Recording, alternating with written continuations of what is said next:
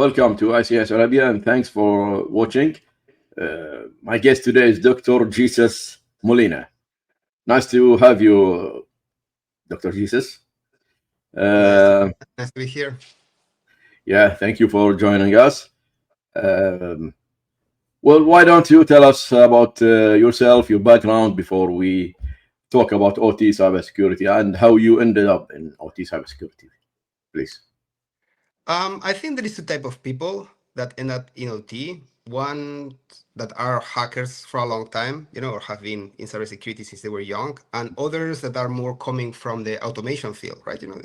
They did some working with gas companies or whatever, and they will keep evolving until they arrive to OT cybersecurity. And we're quite different people, to say. We are quite different in our aspects. I myself, I started as I've been that kind of hacker. I used to try to enter into systems since I was very young. I used to pirate like 48K games in Spectrum, and everybody Yeah. here that has had Spectrum or Commodore knows what that is like. And I keep evolving, and I at some point I was able to take control of my lab of my high school, then the lab of my university, then we'll get there. And then at some point I decided to study my PhD in the USA at the University of Maryland, and there, obviously, I got more sophisticated. I would say, I studied cryptography, I studied IDSs, I did my PhD on intrusion detection systems, and Mhm. then I started doing patents on cybersecurity. I did self-destructible memory, the thing that you see in the James Bond movies where it explodes. So I Yeah. did that. That memory was kind Yeah. of cool for a Japanese company, for Fujitsu. And then I left Fujitsu and started to be a consultant. And I Mhm. did mostly penetration testing, which is what people Mhm. find more fun about my Yeah. background, which I was able to hack smart meters. I was able to hack a hotel, which, make news, appeared in Wired, appeared in Nice. local news here in Spain. I was able to control the whole hotel, like the blinds, every room, basically, like the TVs. I was Mhm. able to change the outside lights and make a little Pac-Man going up and forth. I understand that this is a hotel in China, in Shenzhen, that has 200 rooms. It was the St. Regis at Shenzhen. So that catapulted me a little bit in the OT space, because what I did is I hacked a protocol called KNX, which is a Yep. building management system protocol, which is Mm. still around and it still has the Yeah. same problems as far as I understand. Yeah. So a lot of companies that now are wolf, are very famous, like Clarity and Waterfall Security, which is the company I worked for 7 years. After that, they discuss with me, like we are in a moment where, with Stuxnet happening and like what is going on, that startups are getting more and more funding. So I Yep. started there, and I was finally I joined Waterfall Security until recently. I left the company 6 months ago. Mm. And Waterfall Security is a very interesting company because I don't know if you know it. Do you know Waterfall more or Yeah, I less? know. I'm familiar. Yes. I'm sure most of your listeners know, but basically they do universal gateways, data diodes, right? Yeah. Yeah. But the interesting thing about this company is not that they sell universal gateways or data diodes, which many companies do. Is first they are the best. Technically, they're the number one or number two, depending on who you talk with. But also they are hired by the most important companies in the world, which I cannot talk about because it's always kind of like OT is always, you cannot say what are your clients. But I have been in from nuclear power plants to water management systems to energy systems to you name it, and rail Okay. systems. I have to do a lot of evaluation, and universal gateways need to be positioned differently. You need to Mm. understand what's going on in the Mm-hmm. network. You cannot. Yeah. You can always put a firewall in a rail system, and you don't need to know what's going on. Mm. Universal gateway, as you stop the traffic totally, like you block it, like it's just Mm. physically blocked. You need to understand what you are doing. I mean, you cannot Yeah. say, "Hey, I put in the control center." You need to understand, okay, I'm doing this because I'm sending information from the train to the control center, how this works, what protocol they use. So you really grow on like understanding what's important in industrial control systems Mhm. and industry. Cool. Sounds interesting. And what did you study? I mean, your bachelor and your PhD. Was it in? Computer science or what? Bachelor, I did my bachelor in like Universidad Politécnica Catalunya, which now I am also a teacher. I teach a Oh, master nice. in rail cybersecurity, which is Oh, unique in the world. We yeah, are in very unique. the third year now, and the interesting thing about this masters is that very interesting people come to take it. You know, people are Yeah. CTOs from metro Wow. companies, so it's a master that you learn from your students a lot, right? But for my background, academic background, I did my university here in Barcelona, and then I moved to College Park, where I did my master's. My master's was very interesting because I did what I believe it's the first hardware-based IDS. So it was an intrusion detection system that plugs in a PCI card and Hmm. reads from your PCI bus. So you were not able to interact with it. You know, you can collect all the information that you connect with the hard disk. It was really cool actually for its Yeah. time. And actually, I've seen people doing it now and say it's new. I'm like, oh, well, I did it. Like, Mhm. and then we did it also with memory. You know, so every exchange in Yeah. memory from in the bus, we read that. And then I did my PhD, which was also very interesting because what I tried to understand is what is the best way to find a hacker.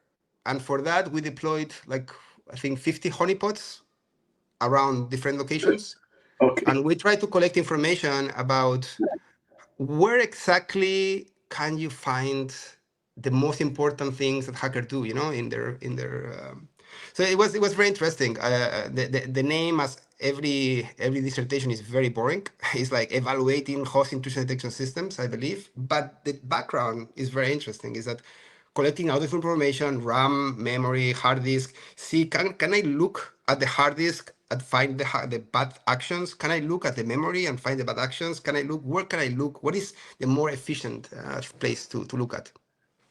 Nice.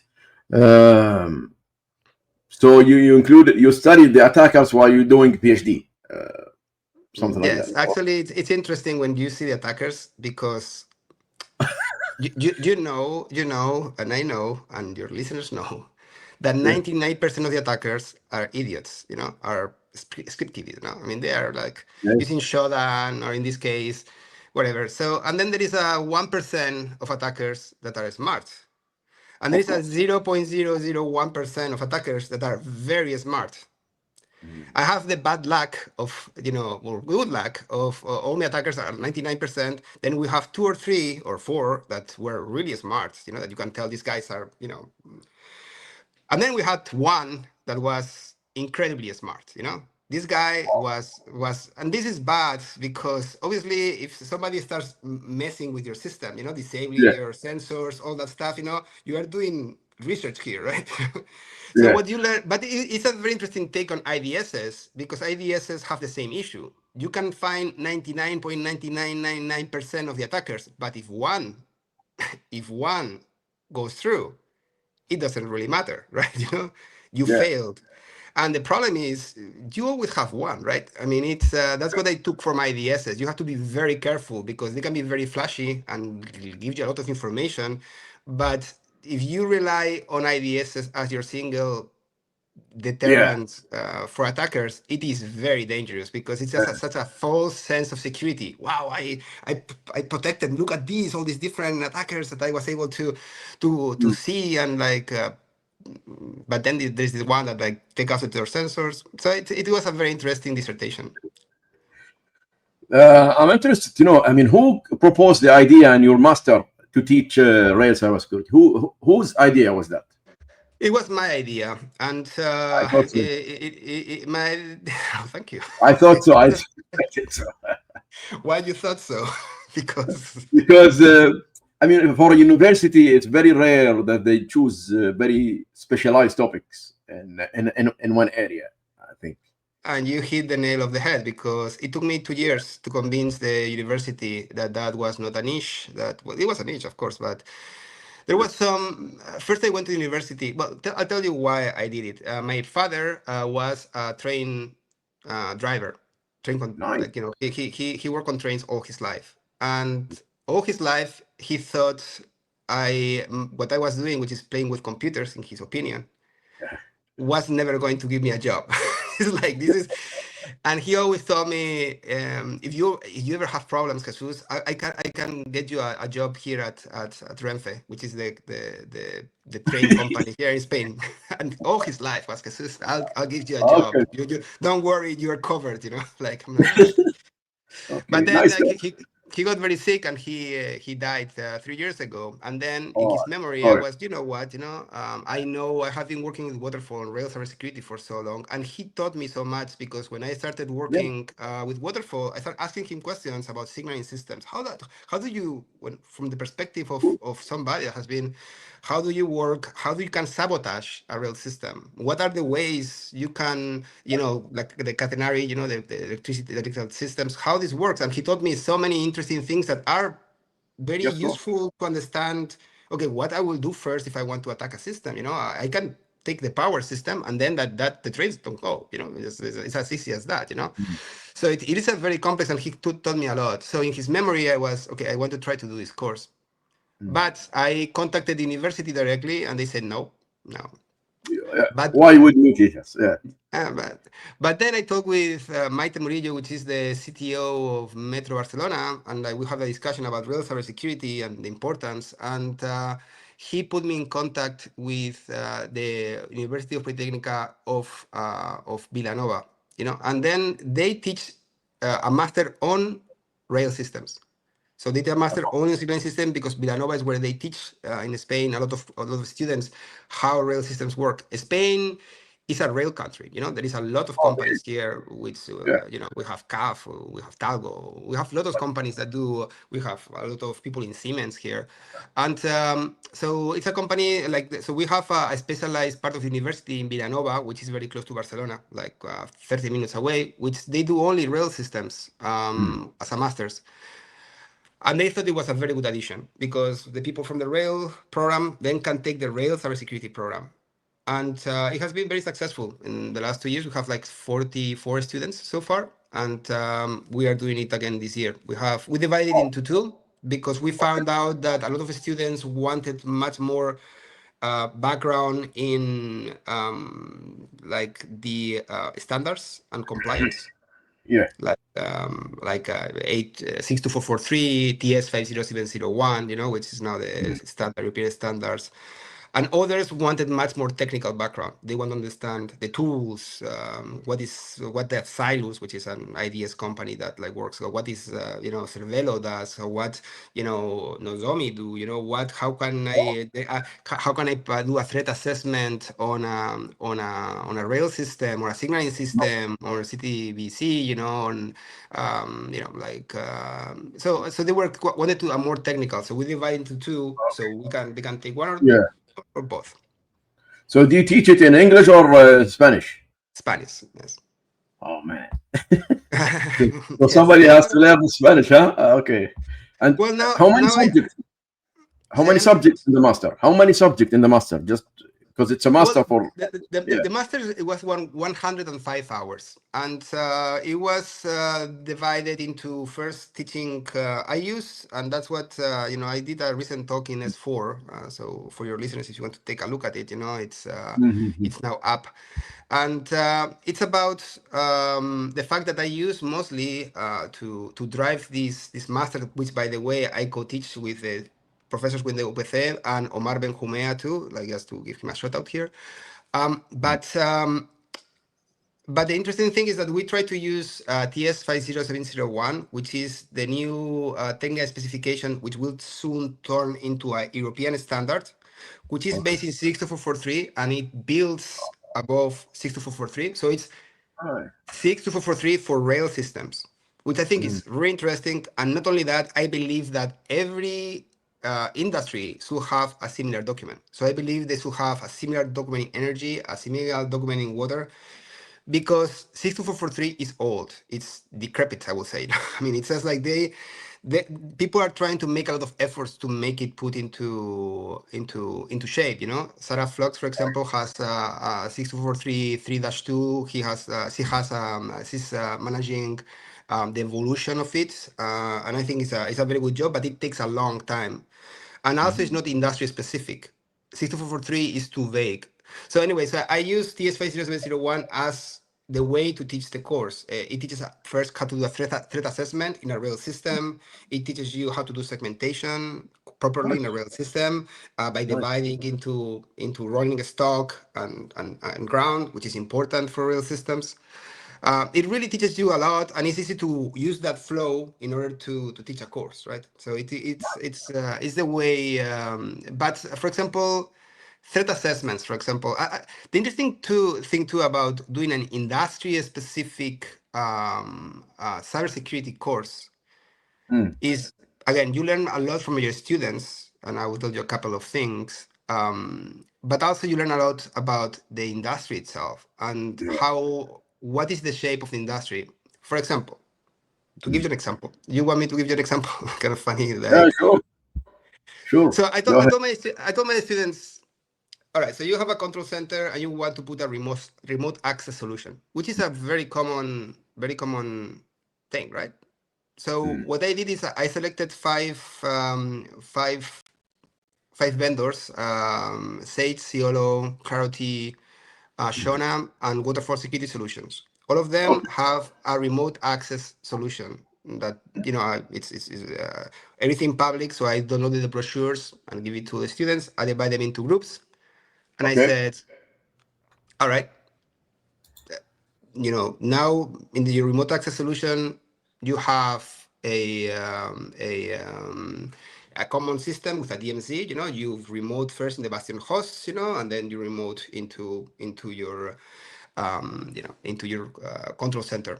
The control center obviously is like very high level of cybersecurity, so you need to protect that and deploy the solutions in the right way. It was extremely difficult for my students, and I'm telling you, my students, a lot of them, they have a cybersecurity background and or a rail background. They were very smart, and it was very difficult for them to even understand what the solutions provide. So it is they all label themselves as OT cybersecurity solutions, but it's difficult to say what exactly these do. How it's improving my Bastion host architecture. And these simple questions were very difficult for the students to answer. And I think it's both a rail problem, an OT problem, and a problem in general with OT cybersecurity solutions, right? It is difficult right now to understand what exactly they do for you.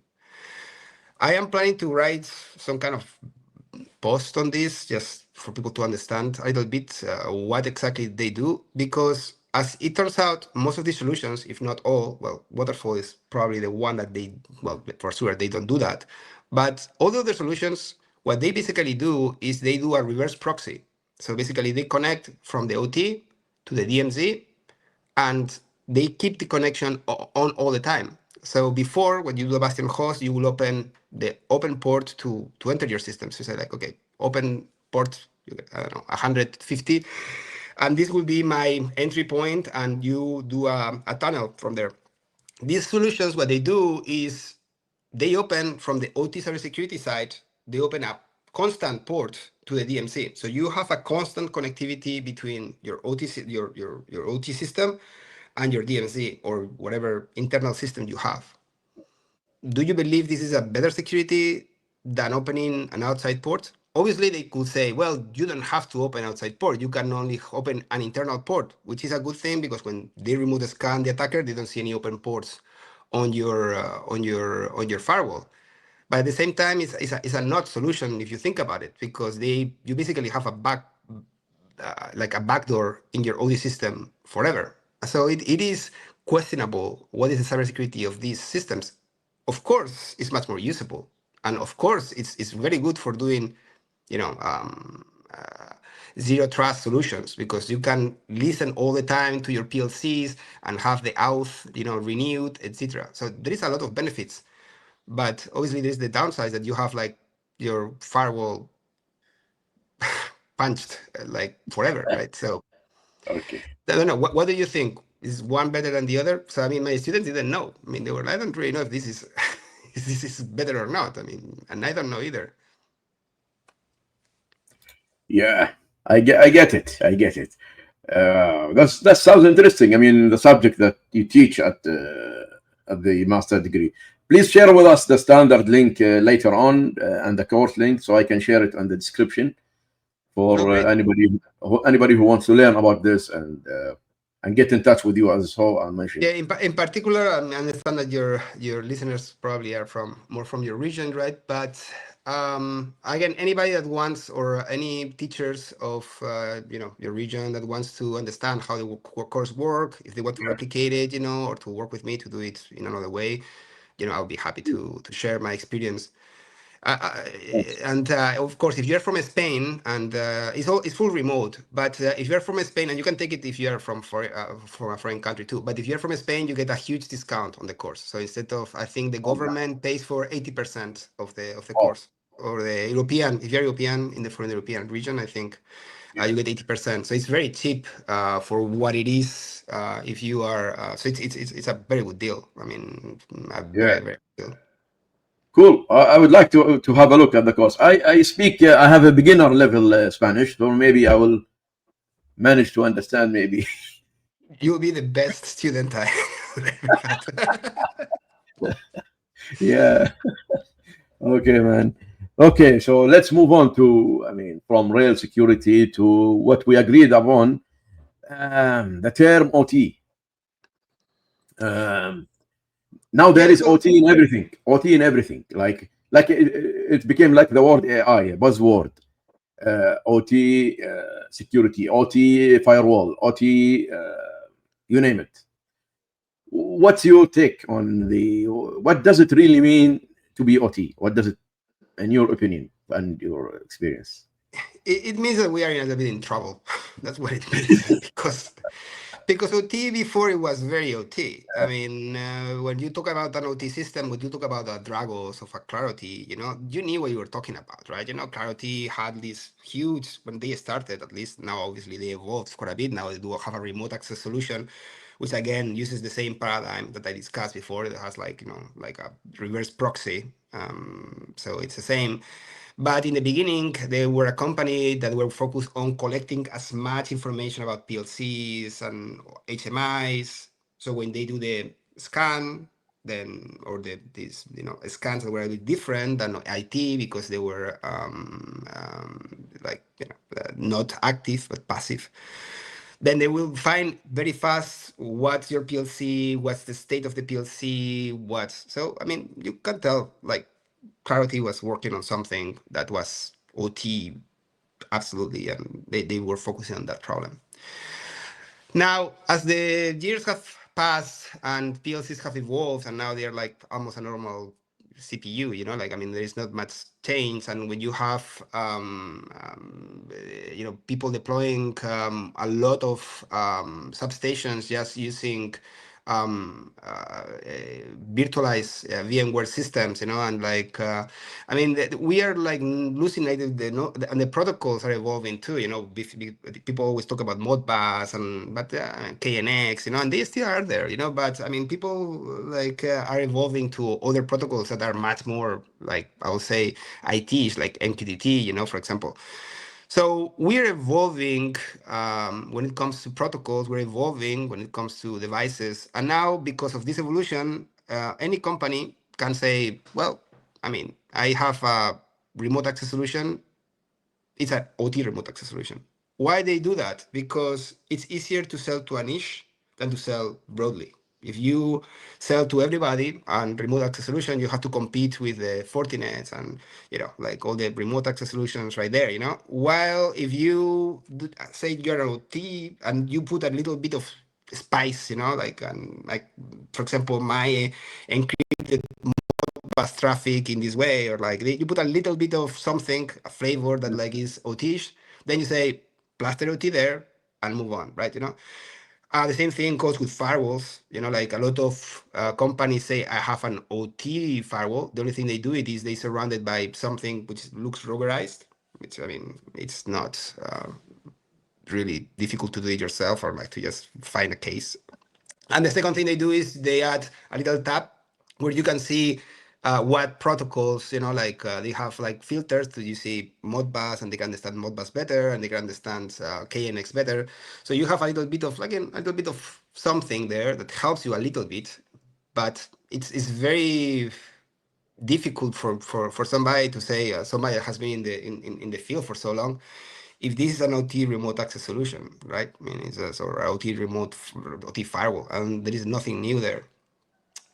Same thing happened with consultants. I have seen a lot of people, friends, that were having an IT, and now they put themselves as OT experts. And the reason why they do that is because the same thing, they have worked with a client that happens to be a energy company, Yeah. and now they can say that they are a remote access solution because they are they have a client that work in energy, so now they are OT experts. Blah, blah.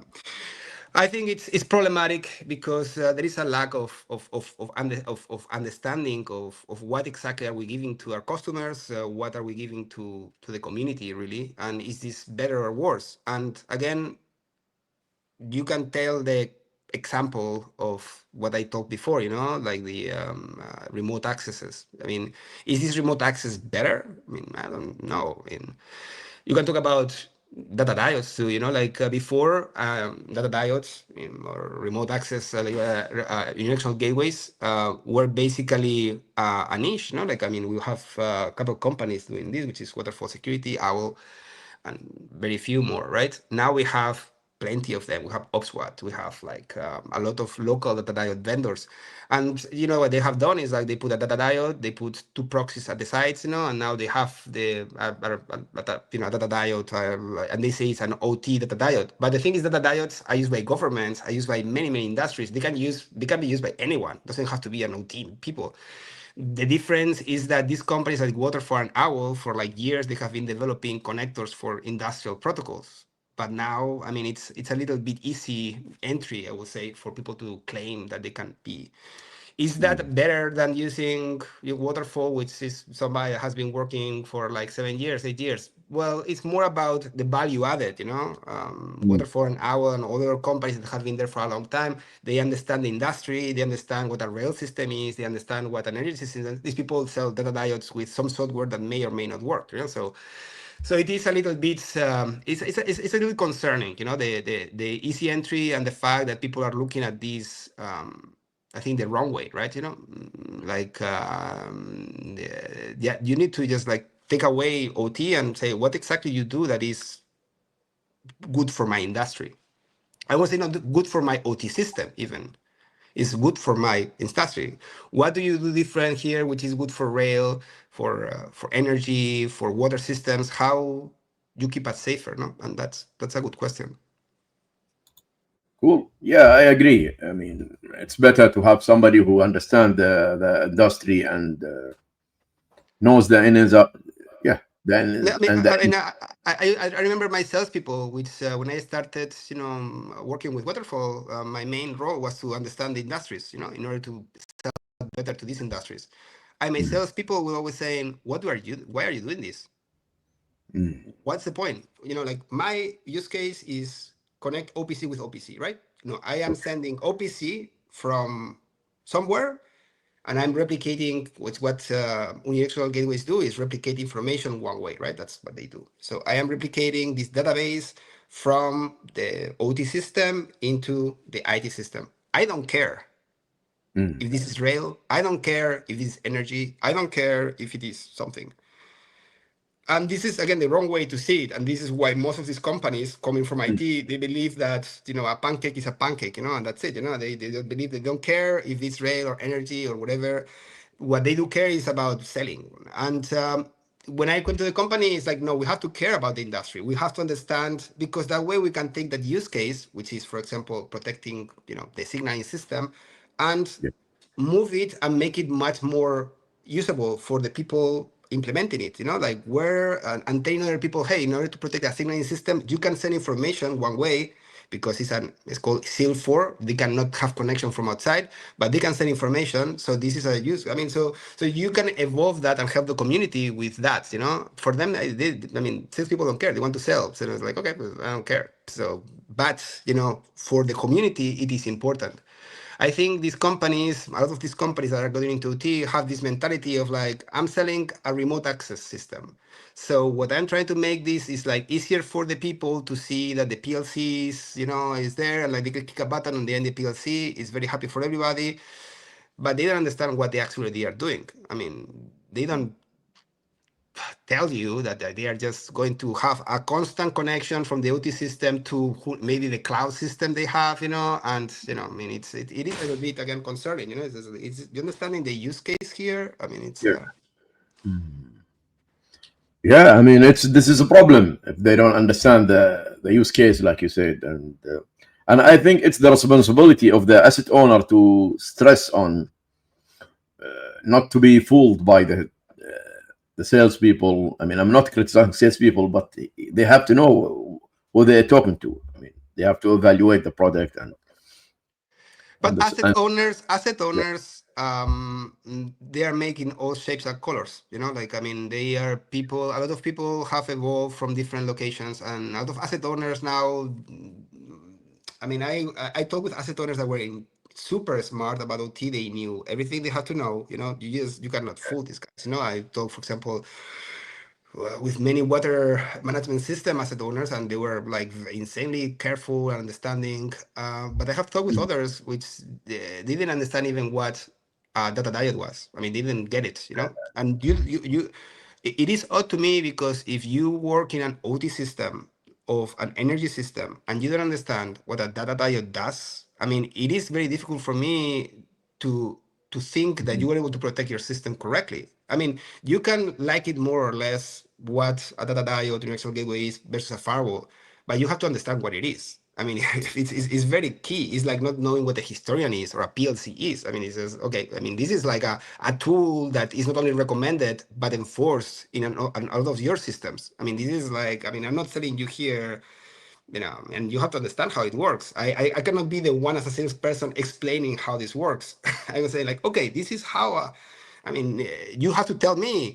You should be the one saying exactly what you require, what kind of protocol do you want to send, what you want to replicate. In particular, for manufacturing, when you sell products, and this is the funny thing, when you sell products that are very sophisticated in OT and very specific to an industries that are in how say that if you talk with a refinery in Kuwait, or a refinery in the Emirates, every person you talk with there, they know exactly what's going on. They know what the Rexwell gateway is. They know the vendors. They know Waterfall. They know Owl. They know all these guys. I mean, they know. I mean, it is very impressive the level of maturity. You have to convince them. They ask for very very specific features. You talk with manufacturing vendor asset owners, and they have no clue. They're like, I don't know what you're telling me. I don't know. I just want to remote access to my my machines, and that's it. I don't care. And there is a little spectrum in the middle, and it goes by country too. I mean, I have been to countries which are insanely advanced when it comes to understanding of their systems. Again, Emirates is one of them. And then I talk in particular European countries that I am surprised and how low, and I don't know to name that because but how low their level of understanding of risk is. I mean, more with the problem with Russia, Ukraine, you will think that they will upgrade, but they truly believe they will never be attacked by a cyber physical attack. They okay. think they believe that's never going to happen. Ah, Look at the Spain, like you before we started this, you said about the apagón, right? yeah,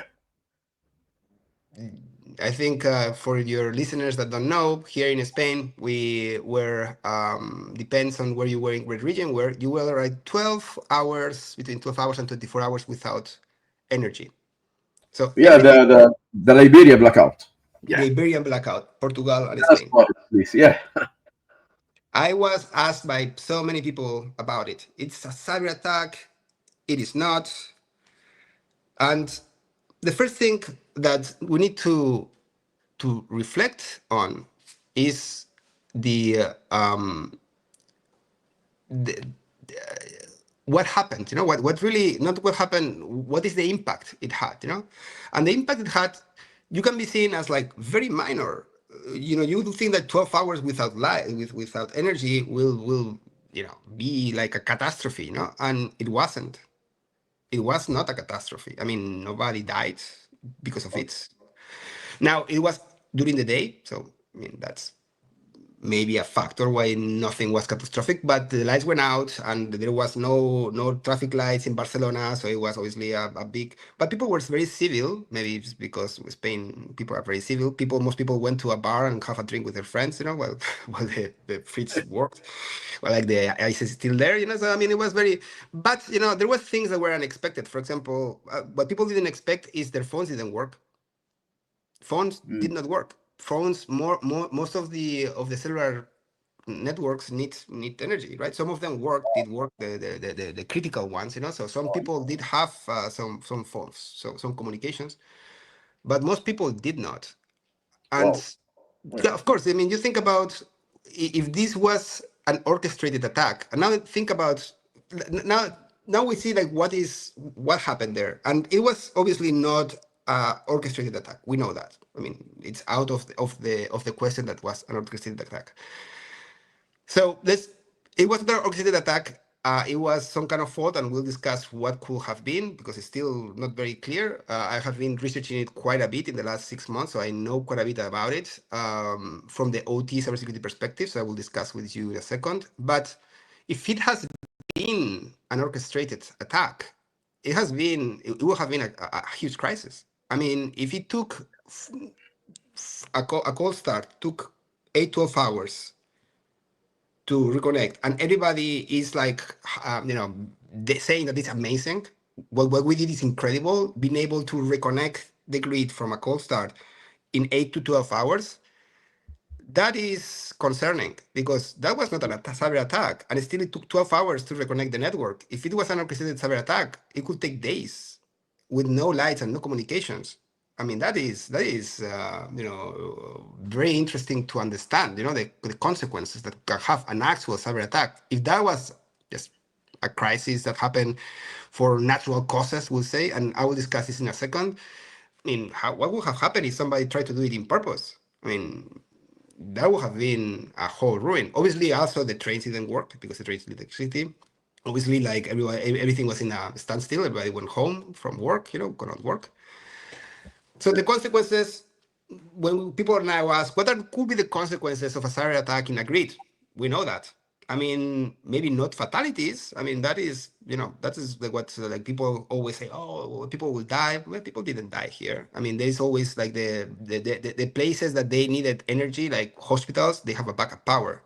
So I mean, and the radio stations that they for news, they still work. Some of them they didn't because they didn't, the music stations didn't work, but the stations for radio, the Catalanian radio, for example, did work. So I mean, obviously there is what it was seen is Spain has a good backup service for like critical services that work well, and like we were able to last. Now, to the second part of this is that from the cybersecurity perspective, was a cyber attack? And the answer is was not an orchestrated cyber attack. But what we know too for sure is that it was not, I would say, a fault for the weather, a physical fault. It was an IT fault for sure. There is no question that there was no that there was not like I don't know people a chipmunk eating a cable. That was not what happened here. Yeah. Now, the question is, what happened here then? What was the problem? And, can it be replicated? Let's look about the hacker mentality. Can we replicate what happened in Spain as part of a cyber attack? And the answer is conclusively, yes, we can. There is also no question about it can be very sophisticated. It has to be a very sophisticated attack, but it can be replicated. It can, because what people believe, and still is very hazy. We have here the TSO, which is Red Electrica, and we have the energy providers, right? Which is Endesa and others. So they both are blaming each other. So the TSO is saying, is the problem is because we told Endesa to give us more energy and more, like, basically like it's complicated, but basically like the voltage, so doesn't increase, and they didn't. And also, Red Electrica says that they have protocols on what happens if there's overvoltage. And most, in particular, the providers of renewable energy, basically the solar energy, they the algorithms either they didn't work correctly or they tripped way before they should. That's what they say. Mm, I So get it. what you're saying, and the reason here is the following, and this is why this world is getting complicated when you have renewables. Nothing about renewables per se, but the problem here is that when you have a nuclear power plant or other system, it has something called inertia. Basically, like you cannot really stop. Even as a hacker, if I hack the whole energy plant, and I just take control of it, the turbine, I can't stop the turbine to keep Yeah. going. I mean, it will keep going. I mean, it's just like, and even that, you can make the turbine going faster and like you can control it in with physical means. I would say even right. It is at the end vapor that goes up, and makes a turbine grow, right? So you have, and that is what provides the frequency that we need, well, like 50 hertz or 60 hertz depending on the country, no? So when you have a system like a renewable system, it is totally digital. How it follows it doesn't it has like it doesn't have AC, it is DC, it's direct current. You create Hmm. direct current, but then you have to transform it into AC in order to go into the grid. How do you do Hmm. that? You do that using digital means. You just look at the frequency that the grid has in the moment, and they say like that's the frequency I'm going to send energy with. So if the frequency starts being different for other reasons, that overproduction, or then you keep making the problem worse because Hmm. all the systems has the same algorithm. So you can, as an attacker, you can see so many possible attacks here. First, a supply chain attack. If you're able to modify all like the solar panels, the inverters systems that are come from China or from wherever, and all of them have a system where the algorithm trips with very low voltages, Hmm. then you can like take down a grid very easily. You have a button where you change the algorithm, which like these inverters use in order to send the voltage they produce to the grid and make it change. Then you can trip the system. That's what happened more or less in Spain, apparently. Like things. But all these renewable systems like start tripping with high voltages in order to protect the systems way earlier than they should. That's what Red Electrica says. Hmm. Again, it's a lot of discussion about it, but what it is undeniable is that a cyber attack against renewables, in particular in Spain, where during the day in summer is 60-70% of the production or more, it's going to be extremely impactful. Even if you do it to the inverters that are from private sources, like my house. I mean, there is a famous reverse engineer hacker in Spain called Ruben Santamarta, which is actually evaluating, like put like a lot of blog posts on this issue, and it's very interesting and concerning because the grid is very unstable when it comes to when renewables come in, because again, all this energy is provided by digital means, so it's very susceptible to digital attacks way more. People say like, what will happen is I hack a nuclear power plant? I'm like, probably nothing. First, probably would be very difficult for you to understand how to modify the nuclear process in order to create anything very bad. But in the other hand, trying to like make inverters work all together to produce something similar as it happened in the blackout, Hmm. it's very I don't know if they doable or not, but if it did happen by chance, by chance, by faults, like by people being overzealous about their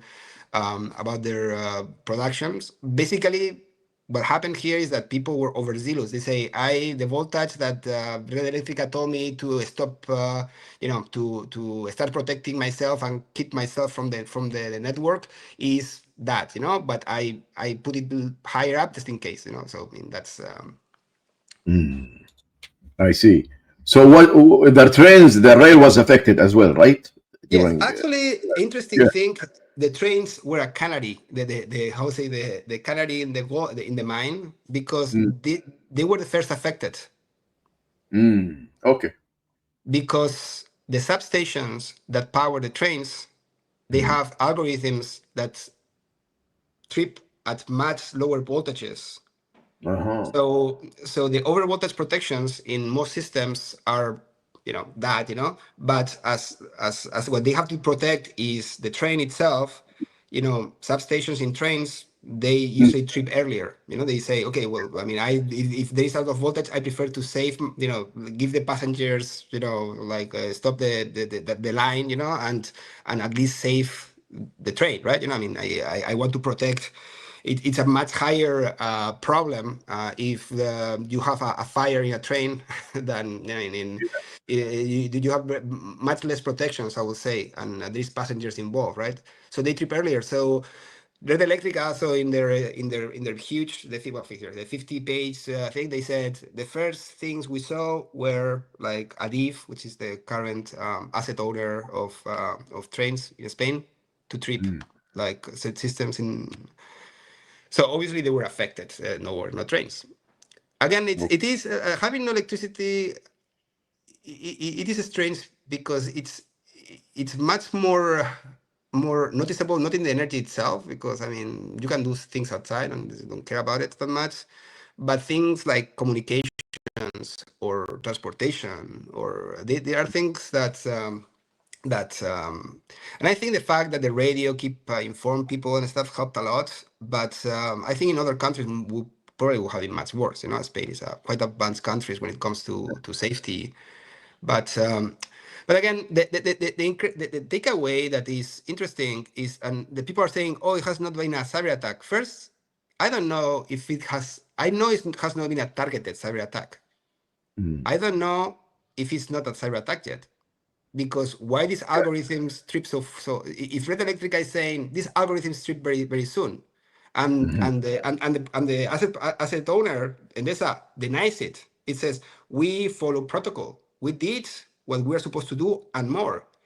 So I mean, nobody is discarding here. So who did it? Why the algorithms of all these things trip earlier?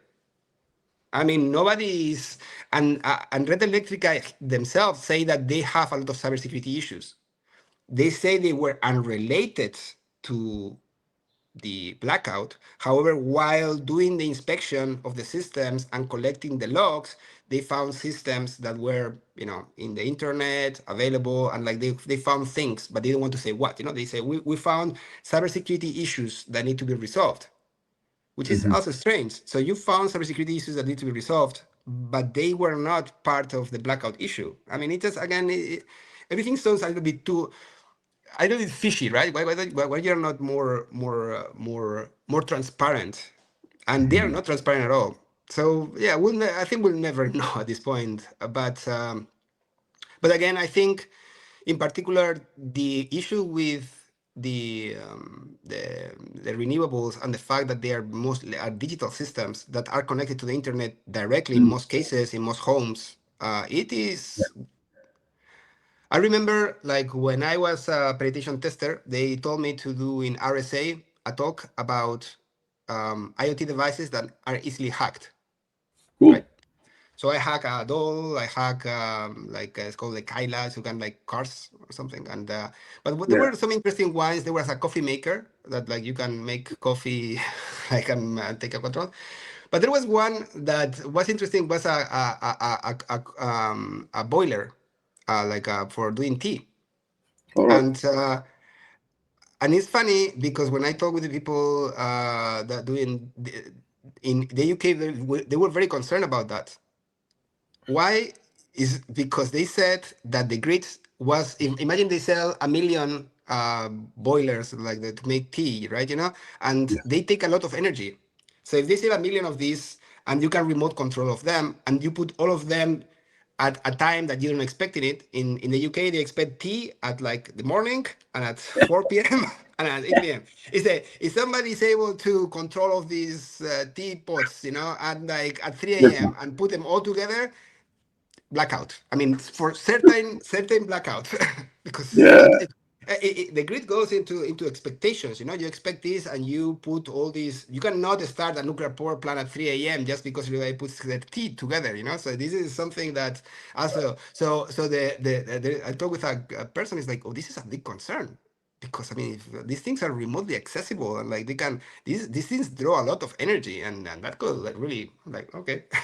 So this is the same thing with these photovoltaic cells that are connected in the house, right? If you are enough of them that are susceptible to cyber attack, and you have an orchestrated cyber attack to all of them with the purpose of taking down a grid, I think it's a good scenario where I mean there should be some kind of interest on how to prevent that. well, nice. That's the really funny story about the tea. But yes, You're in the UK. Eh, Yeah. So okay, now you're becoming more academic now than before, right? Now you are doing academia work. I'm It's doing like consulting. So for any other listeners ah, that have some consulting done, I do consulting for rail systems and for the virtual CISO kind of things. If you no, have a I meant your work at the university. yeah, but like I This is do academia, at university, academia. at Yeah. university we do the course from September until May. So right now I'm not doing the course. Number. Okay. I am in a break because and I'm taking time off for paternity leave.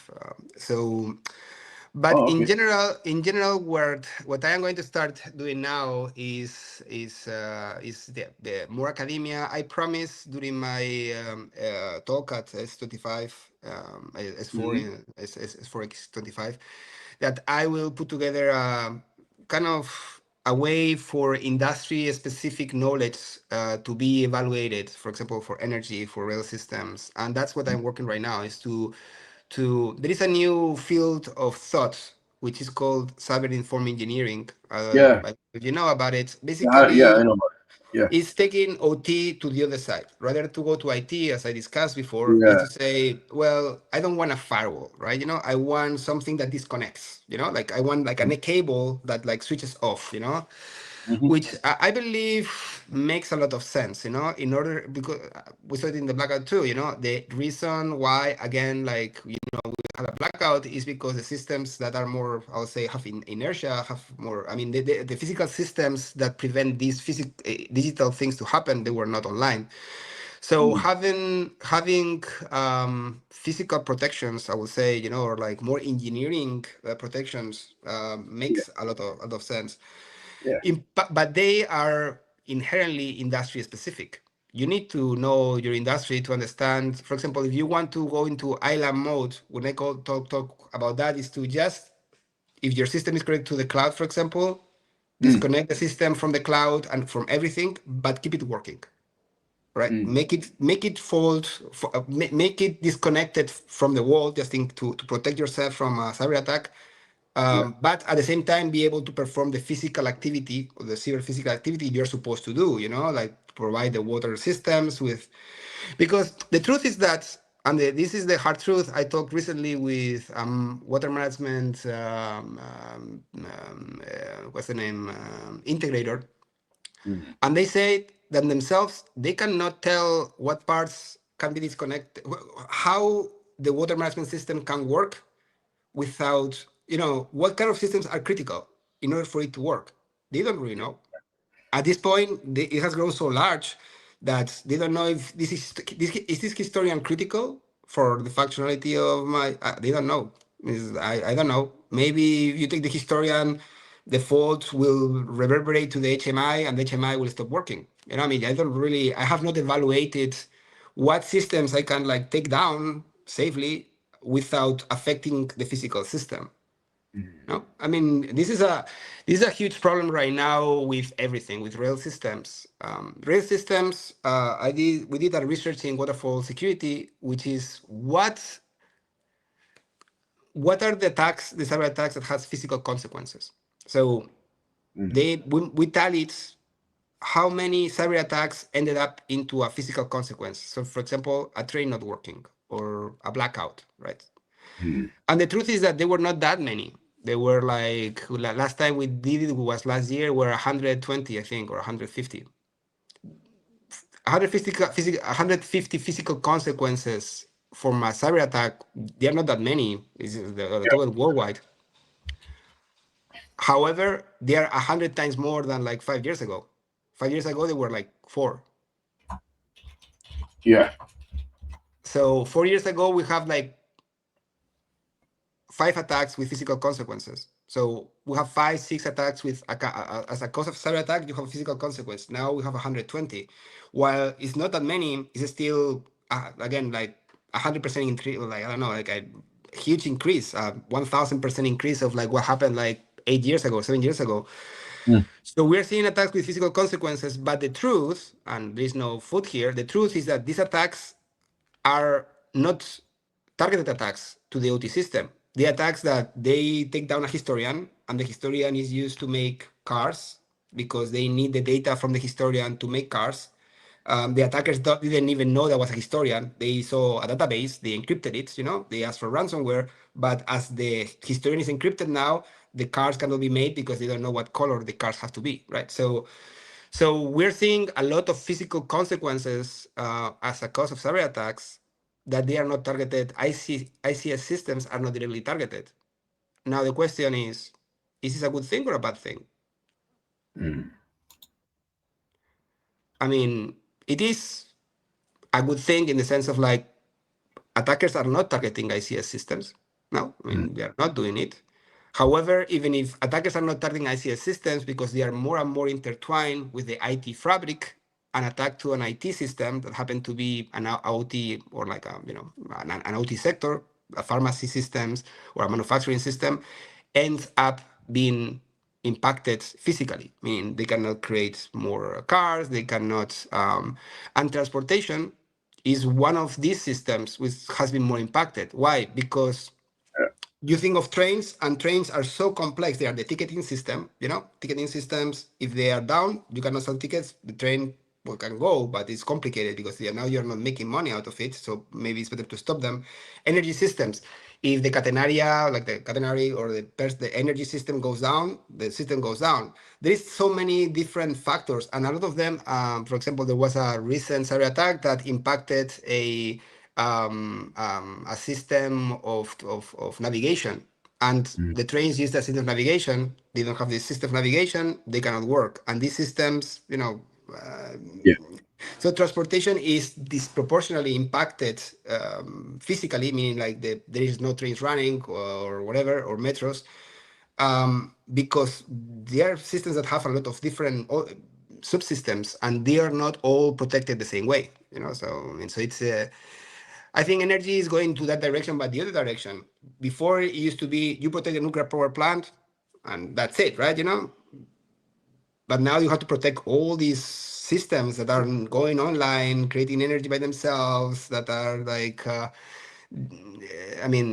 distributed, and it is going to be a brave new world for all these industries. When they see that like they have so many new things to protect. That's interesting, Jesus. You say it, do you spell it the same in Spanish? You say Jesus, or how do you say it in Spanish? You have Jesus. Jesus. Jesus. Jesus. Actually, Jesus. actually, actually, my name is Jesus Maria. That's my actual Jesus name, Maria. Okay. Jesus Maria. And in Spain, my family was very Catholic, so they wanted to add as many Catholic names as possible to, Okay. Okay. to Okay. make me as lucky as it could be, as blessed as it could be. Okay. I get it. So you use this name for in America. You made this name for America and everywhere else. Yes, in America it's not a common name. Now it's more common because of immigration. It's a very common Yeah. name in Mexico. But when I was there, when I arrived to the US 20 years ago, it was not that common. A lot of times in the, when I went to the DMV, the Department of Motor Vehicles, they would call my name like Jesus, calling Jesus, like, and everybody laughed there, and then Okay. or worse, because they said, like, another time they say my whole name. So they say, calling Jesus Maria, Jesus Maria. And then I stand up and Wow. everybody was like, what's going on here? Like, but I get it. but yeah, Yeah. it is very, again, it's very common in Mexico, and in Spain it's super common. In the US now it's a little more common, but in other countries, I was in Africa for a while too, and I mean, they were Okay. like laughing so much about it. Oh They were like, man. in Tanzania, it was the funniest thing, like appearing with Yeah. Jesus. This is my friend Jesus. It's Yeah. like, they thought it was the funniest thing ever. I thought it was the funniest thing too. I mean, I'm Yeah. not. Okay. So what you plan next? You're gonna continue teaching the rail cybersecurity? Uh, Yeah, so we will start teaching you- again in October. I For now I'm doing consulting until my child is born, which will be September. And after that, I will take another 2 months of consulting. And after nice. that, I may see if I go back to work with a company, or keep the consulting business. It is, I have to say too, as a person that has done consulting 8 years ago, that 8 years ago, consulting in OT and IoT was a very lonely field. Like, you had, like, we were very few people. Few Now people. Yeah. it's a very crowded field. We have many people, and many people that, can be, they have ranges of. But I have to say, For sure. it is quite a field that is getting much more crowded. And also now, Yeah. of course, we have the AI, which, Yeah. like, everybody's talking about AI. I have felt the impact of AI very personally, because I'm a teacher. So the first year I Okay. taught, for example, AI was incredibly useful, because I was one of the first people. Like, I was one of the first that I actually used heavily, Yeah. ChatGPT and all these systems. So I Mm. was the first of the crowd. That was great. So when I did my exercise and everything, I used my knowledge, and I used ChatGPT to help me with the things, to create the different diagrams and stuff. And it was fascinating and great. This year, now I have my students using ChatGPT, and that is Okay. problematic, because you create Oh, okay. this incredible scenario of a train, connected to a control center, and of course they don't even look at it. You just, like, plug it in ChatGPT, spit Oh, out something, and then send me the response. And I'm like, first, I know you have not done this. It's just like, it's impossible with your knowledge level to have this incredible understanding of how Modbus work. For example, that was about Modbus. So I mean, it is not. So you need to get creative, because the problem is, while it is easy to spot, it's very difficult to say you have done it wrong, right? Because, I mean, the answer is kind of correct. I mean, the problem with AI is that the answer is kind of correct, but the things they get wrong, they can destroy a train. Let's put it kind of, like, very. It is this thing you just said in that response, for example. I mean, this part is great, but this is absolute bullshit. I mean, this if you put it, that do a threat assessment with this plugin there, that, like, this thing will never happen, like opening the doors of the train in things, that's not true. That is simply not true. That can happen. You cannot make these. So I use, like, now new tools. For example, I use a lot of diagramming, like, diagrams. So I told my students, more a lot of times, for example, if you do a fit assessment, do it with a diagram, right? This, because, okay. like, ChatGPT is very dumb doing diagrams, and don't do good diagrams, and you have to put more thought about it. I Yeah. did. Again, Sarah Flux have, like, in his talk in S4 was about diagrams and how they are useful for OT in order to connect engineers with OT specialists, because they Mm. both understand this way of communicating. Yeah. This actually was very helpful by watching this thing. I actually use the tool that Sarah has on the web. And actually, it was fascinating because it showed me two things: that she was right, because my students were able to find out things that they didn't know themselves. One student was able to connect one problem he had one time in a train on how to do it using IT by putting the using the diagrams. Basically, what Sarah's tool does is that you start with the problem. For example, opening a door of a train Yeah. while the train is going, and then you try to see how this can happen, right?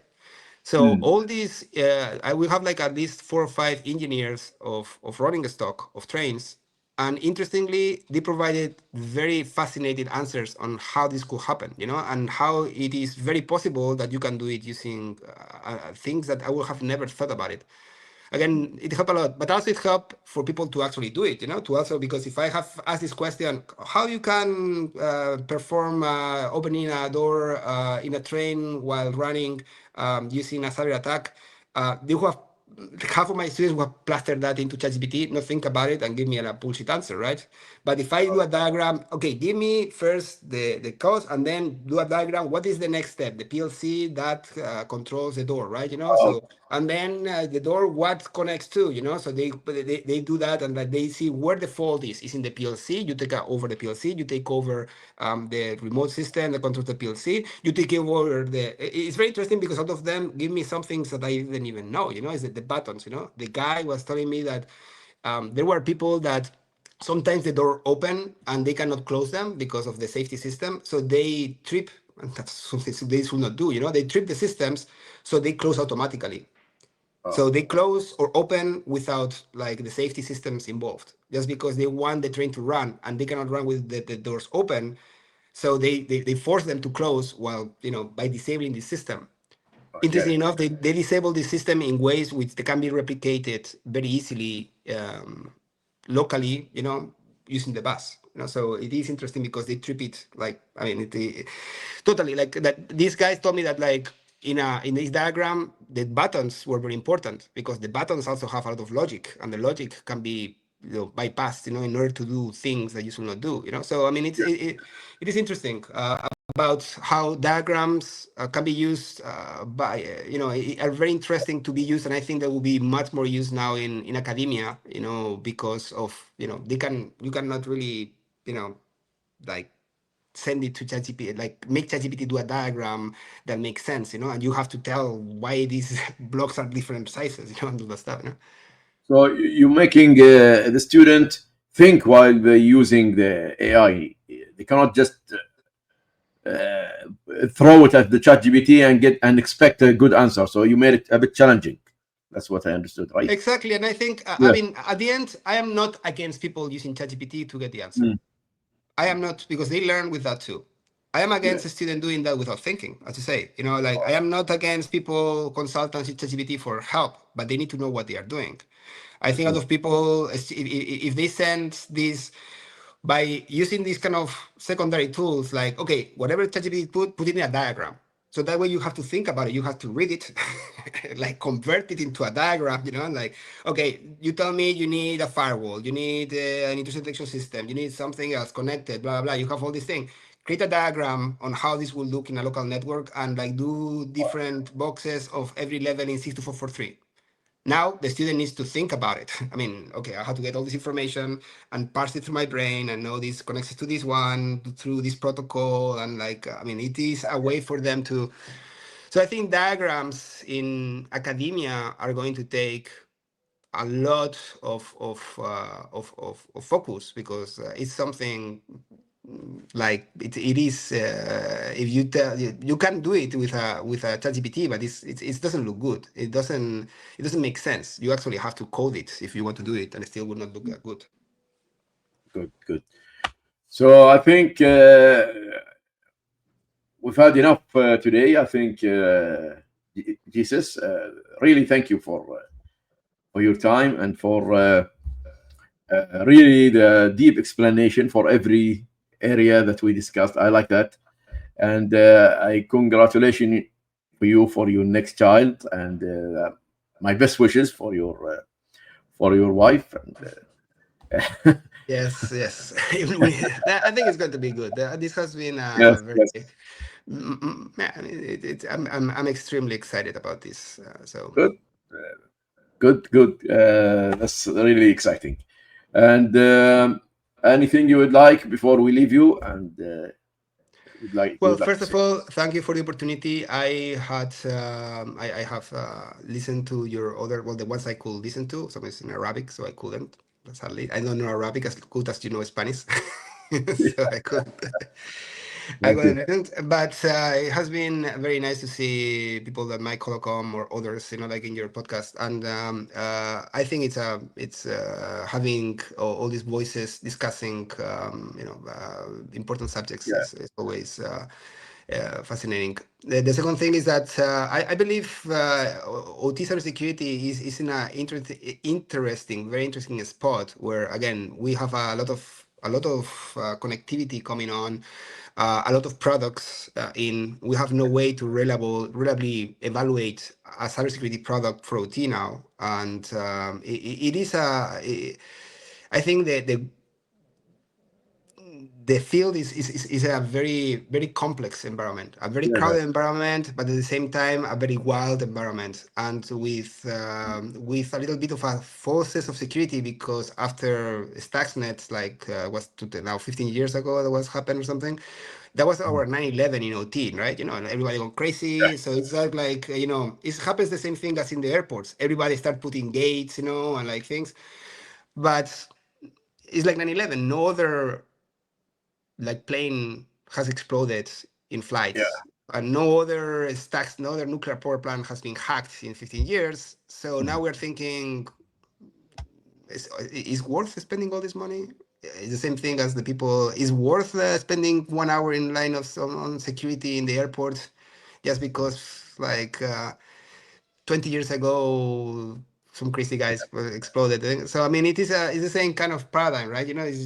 yeah, You don't know if the security you have through the risk and the probability makes sense. So I think we're interesting, like crossroads, and we'll see yes, what the future holds. yes, yes. And you, my first guest from Spain, so I'm happy to open a door to Spain now. Well, um, I hope I was a good ambassador for my country, but yes, of course. talking bad things about the blackout in Spain may not have been my best Yeah, guest card for my yeah, country. and But I like did I say told that you, they did very well, and there was like no casualties, and I good, was impressed because everybody good, thought it was going to be a huge disaster, and if yeah, one thing you can say about the personality of Spanish people is that they were very calm and very helpful and very civil when they usually are not that civil. I have seen people screaming at each other when they mm, drive cars, but that yeah, day nobody was screaming at each other. Everybody wow, was wearing this together, right? I know the nice, light is not working. I know, so we are going to, just wait and like. So it has something to say about the spirit of this country, which like we can be yeah, rough when like there is no problem. When there is a problem, we really yeah, raise the location. yeah. So that was good, good. I mean, to show the the core of people, the spirit of the people during crisis, which is good. I mean, Yeah. that shows that Spain has a good culture. I always, like I told you, I learned Spanish 5 years ago, but now it's very, very. I lost it because I don't practice it, but I What's will that? practice it Now, maybe now, with now, you. now, now lastly, like maybe close the podcast with one phrase in Spanish. Oh, okay. Let me remember. Okay. Gracias por estar en ICS Arabic. Muchas Perfecto, bravo. gracias, gracias. Gracias. Jesus, yeah. Jesus. Okay, and thank you, everybody, and I hope you enjoyed Jesus talk, and we'd like to thank him, and maybe see you next time with another episode. Hasta la vista or adios. Hasta la vista. Adiós. Okay.